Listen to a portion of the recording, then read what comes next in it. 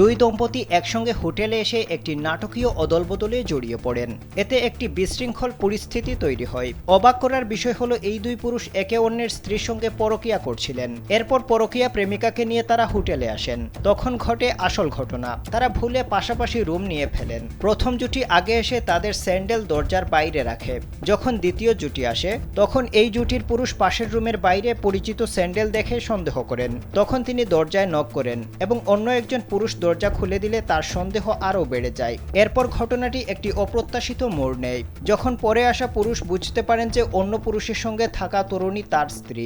বিষয়টি পরিষ্কার হতেই প্রথমে আসা পুরুষ আরও বিস্মিত হয়ে যান। তিনি দেখতে পান দ্বিতীয় পুরুষের সঙ্গে আসা তরুণী তার স্ত্রী। এরপর এই চারজন একে অপরের হাতে ধরা পড়ে যান। স্যান্ডেলিনা সো, রূপচর্চায় আভিজাত্য।